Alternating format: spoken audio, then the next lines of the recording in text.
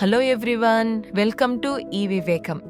UPSC ఎగ్జామ్కి prepare అవుతున్నారు అంటే మీకు ఇప్పటికే అర్థమైపోయి ఉంటుంది, ఇది ఫ్యాక్ట్స్ గుర్తుపెట్టుకుంటే అయిపోయే ఎగ్జామ్ కాదు అని. అసలు యూపీఎస్సీ ఆస్పిరెంట్స్ నుంచి ఏం ఎక్స్పెక్ట్ చేస్తుంది అనేది క్లియర్ గా తెలుసుకోవాలి. ఈ వీడియోలో మనం ఇంత ప్రెస్టీజియస్ ఎగ్జామ్ ని గైడ్ చేస్తున్న కీ ప్రిన్సిపల్స్ ఏంటి, యూపీఎస్సీ ఎక్స్పెక్టేషన్స్ మీట్ అవ్వడానికి మన ప్రిపరేషన్ ని ఎలా మార్చుకోవాలి అనేది చూద్దాం. యూపీఎస్సీ తన నోటిఫికేషన్ ద్వారా ఆస్పిరెంట్స్ కి ఏమేం హింట్ అండ్ గైడ్ లైన్స్ ఇస్తుంది అనేది ఇన్ డీటెయిల్ డిస్కస్ చేద్దాం. The candidate must give relevant, meaningful and succinct answers. Simple గా చెప్పాలంటే సోది చెప్పకుండా అడిగిన క్వశ్చన్ కి డైరెక్ట్ ఆన్సర్ ఇవ్వండి. దీని ద్వారానే మీకున్న క్లారిటీ, ప్రెసిషన్ అనేది అంచనా వేస్తామని తెలియజేస్తున్నారు. ఫర్ ఎగ్జాంపుల్, రీసెంట్ గా 2024 లో వచ్చిన ఒక మెయిన్స్ క్వశ్చన్ చూద్దాం. E governance is not just about the routine application of digital technology in service delivery process. It is as much about multifarious interactions for ensuring transparency and accountability. In this context, evaluate the role of the interactive service model of e governance. ఇక్కడ UPSC main focus e governance interactive services ఎలా provide చేస్తుంది దాన్ని explain చేయడం. First ఇచ్చిన lines అన్ని ఆ question యొక్క relevance చెప్పడానికి ట్రై చేస్తున్నాయి. అంతేగాని మనం ట్రాన్స్పరెన్సీ, అకౌంటబిలిటీకి డెఫినేషన్స్ రాసేసి ఇంట్రో ఇచ్చేసాం అనుకోకూడదు. ఏ క్వశ్చన్ అయితే అడిగారో దానికే స్పెసిఫిక్ ఆన్సర్ ఇవ్వాలి. The main examination is intended to assess the overall intellectual traits and depth of understanding of candidates rather than merely the range of their information and memory. అంటే మీకు ఎంత ఎక్కువ knowledge ఉంది, ఎన్ని విషయాలు తెలుసుకున్నారు అనే దానికన్నా మీ ఇంటెలెక్చువల్ డెప్త్ ఎంత ఉంది అనేదే ఈ ఎగ్జామ్ ఫోకస్ చేస్తుంది. ఇంటెలెక్చువల్ డెప్త్ అంటే ఏందో క్లియర్ గా అర్థం అవడానికి ఒక ఎగ్జాంపుల్ చూద్దాం. ఇది రీసెంట్ గా 2024 లో వచ్చిన mains question. The west is fostering India as an alternative to reduce dependency on China's supply chain and as strategic ally to counter China's political and economic dominance. Explain this statement with examples. ఈ question answer చేసేటప్పుడు మనం multiple dimensions ని interconnect చేస్తూ analyse చేయాల్సి ఉంటుంది. ఇక్కడ economic dimension రాసేటప్పుడు మనం వెస్టర్న్ కంట్రీస్ చైనా మీద డిపెండ్ అవ్వడం తగ్గించేస్తున్నాయి అని జస్ట్ ఒక స్టేట్మెంట్ ఇచ్చి వదిలేకుండా ఇండియానే ఎందుకు ఆల్టర్నేటివ్ గా చూస్ చేసుకున్నారు, మనకున్న డెమోగ్రాఫిక్ అడ్వాంటేజ్ ఏంటి, మేక్ ఇన్ ఇండియా, యాపిల్ తన ప్రొడక్షన్ ని షిఫ్ట్ చేయడం, ఇలా ఒట్టి ఫ్యాక్ట్స్ ఇవ్వకుండా చాలా ఎగ్జాంపుల్స్ ఇచ్చి సబ్స్టాన్షియేట్ చేసాం. అండ్ స్ట్రాటజిక్ డైమెన్షన్ చెప్పేటప్పుడు డెమోక్రసీ లాంటి వాల్యూస్ తో మనం కూడా పొలిటికల్ గా ఎలా అలైన్ అయి ఉన్నాం, క్వాడ్, జియో పొలిటికల్ ఇంపార్టెన్స్, ఇవన్నీ మెన్షన్ చేసాం. వీటి ద్వారా ఇండియా మీద ఎందుకు వెస్ట్ అంత ఫోకస్ చేస్తుంది అనేది ఎక్స్ప్లెయిన్ చేసాం. అండ్ ఇండియా యొక్క ఎకనామిక్ పొటెన్షియల్ ని స్ట్రాటజిక్ రోల్ తో లింక్ చేయడం వల్ల ఆన్సర్ లో జస్ట్ కొన్ని పాయింట్స్ రాసేసాం అన్నట్లు కాకుండా ఒక బ్రాడ్ పర్స్పెక్టివ్ ఇచ్చినట్లు ఉంటుంది. ఇంకా ఇక్కడ మనం కొన్ని ఎగ్జాంపుల్స్ రాసాం, లైక్ యాపిల్ ప్రొడక్షన్ షిఫ్ట్ చేయడం, క్వాడ్ అలయన్స్, ఇలాంటి పాయింట్స్ రాయడం వల్ల ఒక క్యాండిడేట్ తన నాలెడ్జ్ ని చుట్టూ జరుగుతున్న డెవలప్మెంట్స్ కి లింక్ చేసి ఎలా అప్లై చేయగలుగుతున్నాడు అనేది అర్థమవుతుంది. ఇదే ఇంటెలెక్చువల్ డెప్త్ అంటే.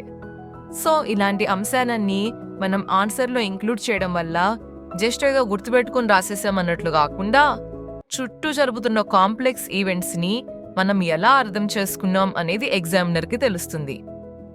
యూపీఎస్సీ ఎగ్జాక్ట్లీ ఇలాంటి ఇంటెలెక్చువల్ థ్రెడ్స్ ఉన్న క్యాండిడేట్స్ ని ఎక్స్పెక్ట్ చేస్తుంది.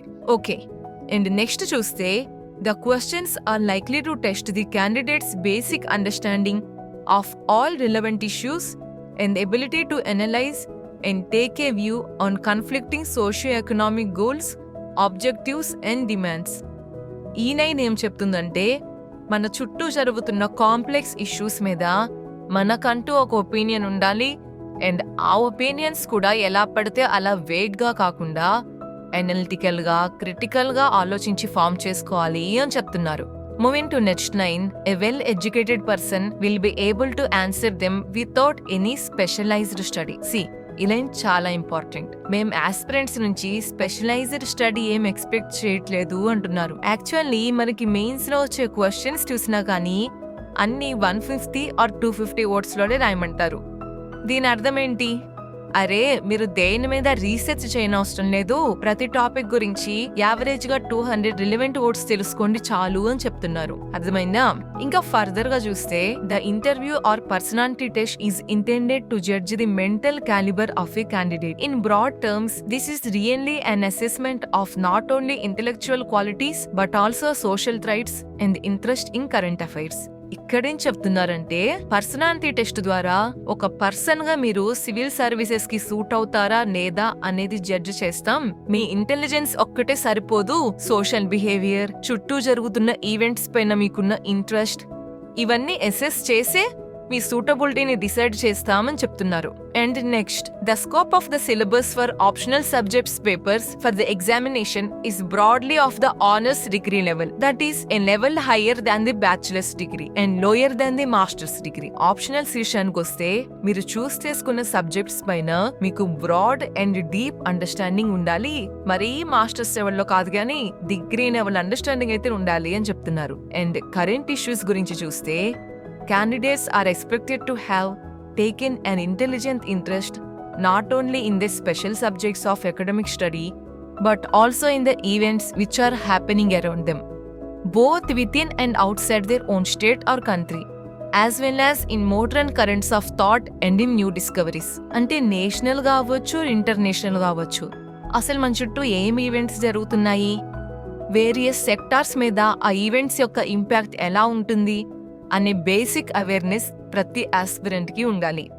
And moving to next lines, ability to analyse and take a view on conflicting socio economic goals, objectives and demands. Conflicting issues పైన balanced opinions create చేసుకోవడం, మన views ని logical గా organised వేలో పెట్టగలగడం తెలియాలి. మనం ఫస్ట్ లో ఇంటెలెక్చువల్ డెప్త్ గురించి ఒక ఆన్సర్ చూసాం కదా, అది ఎంత కాంప్లెక్స్ ఇష్యూ అయినా అక్కడ మన ఒపీనియన్ ని బ్యాలెన్స్డ్ గానే రాసాం. అలాంటి స్కిల్ ని డెవలప్ చేసుకోవాలి అని చెప్తున్నారు. అండ్ లాస్ట్ ఫ్యూ ఇన్స్ట్రక్షన్స్ చూస్తే, candidates are advised to go through the syllabus published in this section for the preliminary examination and the main examination, as periodic revision of syllabus has been done in several subjects. అంటే time to time prelims and mains syllabus ని చూస్తూ ఉండాలి, so that interconnections కి help అవుతుంది అని చెప్తున్నారు. And last one, candidates are expected to have taken an intelligent interest in modern currents of thought and in new discoveries which should rouse the curiosity of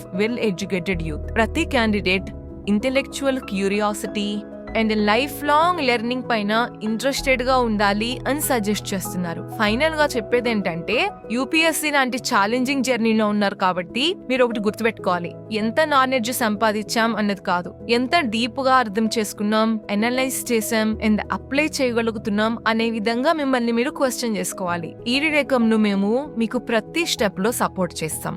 stay focused, stay curious and go beyond the books. ఇదే మా Moto.